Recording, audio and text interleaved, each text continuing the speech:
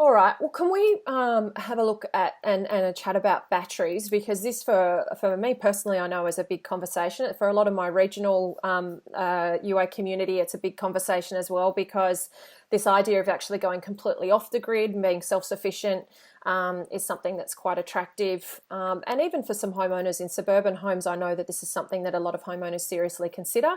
They've just had enough with energy companies, full stop, and they just want to basically look at what they can do to make their own home self-sufficient.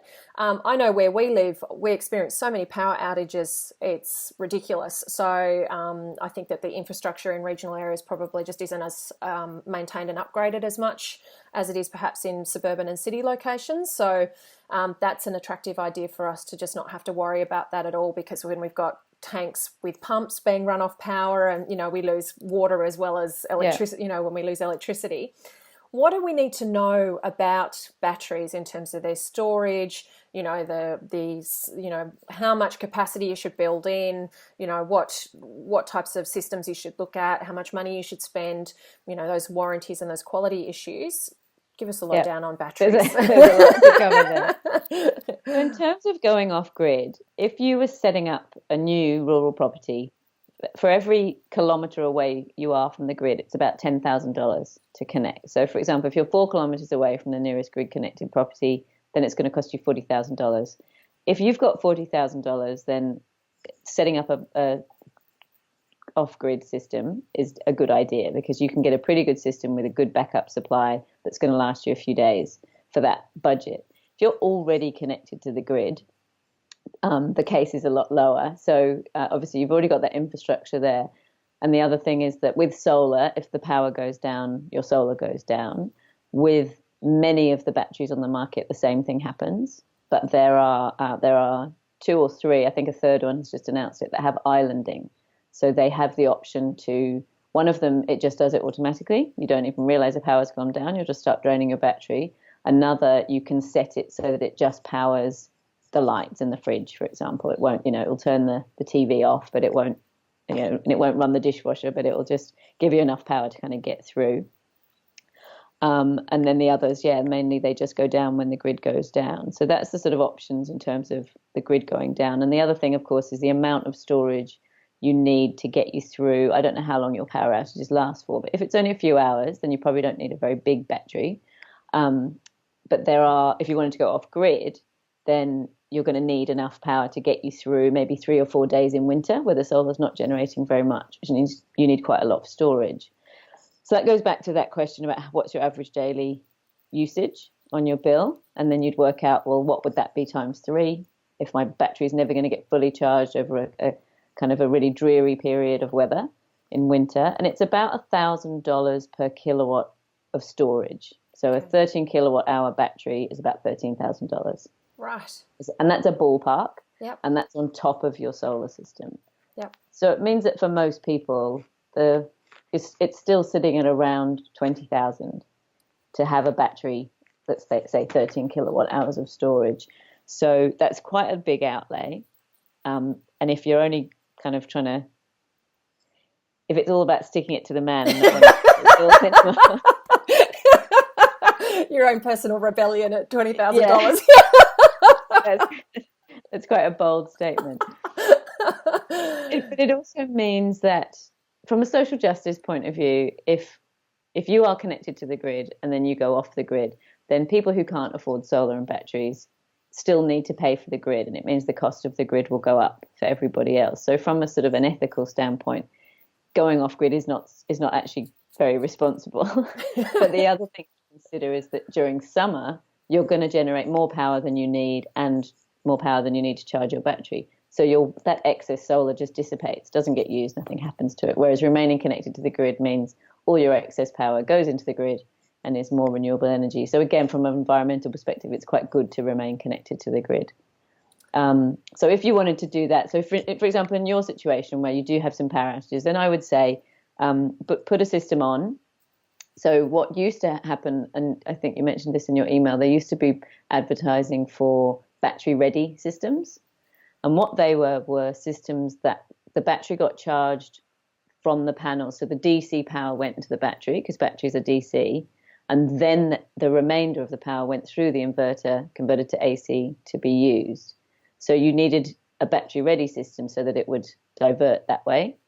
But what now most of the batteries have is either their own inverter or an inbuilt inverter. So sometimes it's a separate, sometimes it's kind of part of the battery, so that you can just have a regular system set up, DC from the panels, AC into the switchboard, and then either get used or go to the battery, converted back to DC, which of course you do lose a bit of the power every time you do that, but they're so kind of technologically advanced that it's not a huge amount. And then excess of that all goes out to the grid. So you don't need to buy a battery ready system anymore. You can add a battery to an existing system. So hopefully batteries will come down in price in the next 2 or 3 years. Yep. And we love the early adopters because they're the ones who drive the market and bring those prices down. They also help the technology get researched and developed much quicker. But yeah, if you don't have 20,000 sitting around, but you do have enough for the solar, get the solar, add the batteries later, and get the batteries that have the islanding, so that if there's a power outage for a few hours, you know you've got that. Okay. So in terms of that, the silly question, but you're saying if the power goes out, the system goes down, even if you've got that battery storage, unless you've got the islanding. Is the power driving the battery's ability to be charged? Is that why the system will go out? Like, if you've got a battery system, where's the power connection that's supporting that coming in, and what's it physically driving, so that when it drops out, it's basically what the distributors do when the power goes down is they cut off your inverter. They turn your inverter off remotely, essentially. So it's not going to go through the inverter and to the battery, is why. Okay. But in the standalone systems, does the battery power when you say you've got those island systems, is it the battery then that drives the inverter? So with those islanding systems, again, there's one that just does it automatically. So when your inverter goes down, your home just knows to draw from the battery only. Gotcha. And then there's where you actually have to flick a switch and tell it. It's it's a whole myriad of jigsaw puzzle pieces, isn't it, to bring together in terms of that energy use, and then thinking about the seasonal kind of demand that you have on the home. So, for example, obviously there's not only the weather conditions, but then seasonally you might have different power requirements. So, I know homeowners will see a fluctuation in their energy bills based on whether they live in a cold climate and they're doing more heating during the winter months, or they're living in a warm climate and they're using more air conditioning during those hotter months. So I can imagine that sort of understanding this on a location specific basis becomes really important in terms of that process. Definitely. And it's that whole thing of people say, well, what size system do I need? And what's the average? We're a family of 4. What's normal? It's a kind of how long is a piece of string. So there's a few considerations. So some houses have gas as well as electricity. So they might have their hot water and or heating and cooking on gas. So obviously their electricity usage is going to be lower. But if they're getting solar, then I would encourage them to plan to phase out the gas and have an all-electric home. So we've been promoting using reverse cycle air conditioners for heating and cooling. I know in New South Wales a lot of people don't have mains gas, or in Sydney at least. So it may be not as relevant, but certainly in Melbourne, a lot of people have gas heating, and they also have reverse cycle air conditioners that they use for cooling. So we're encouraging them to use it for both. You could set it on a timer if your home is well insulated and draft proofed. Your home could be nice and warm or nice and cool by the time you get home from work, and then you don't have to run the run the system at night to cool or heat, because the home will keep it nice and cool because of insulation and draft proofing. Yes. Always trying to turn it back into that conversation. It's not only this is the beautiful thing about the UA community. They're listening because they're planning, to renovate or build their home. So they've got this unique opportunity to get this right based on, sort of where they live and their budget and those types of things. It's really, I think, understanding how all of these things can impact and affect each other, and your investment, I suppose, in creating a well-designed home that works for the orientation of your site and that is energy efficient in terms of passive solar design and decent insulation and all of those types of things, then will support a lower spend in your investment in solar, because you'll not have as big energy requirements as you would have potentially otherwise if you'd not thought about those things in your design. So it's really interesting to see how the flow-on effect of some of those early decisions can have in terms of those budgetary costs for these systems that you then bring into your house. So Yeah, and as you said, there's so many variables in terms of the aspect of the house and the orientation of the windows and things like that, that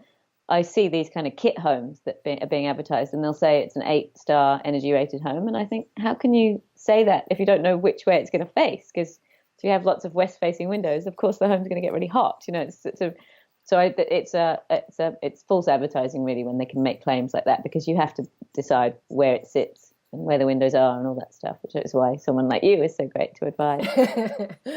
In terms of the size of the batteries and those, how big do these batteries sort of get in terms of the physical space that they can take up? Is it realistic in a suburban home to think about using batteries and having a space at the end of your garage, or do they need to go externally? How does all of that work? No, so there was a couple of years ago a regulation was floated about having them that they couldn't be attached to a residential dwelling, and thankfully that got kicked out, mainly because in Germany the only restriction was you can't have them in a bedroom.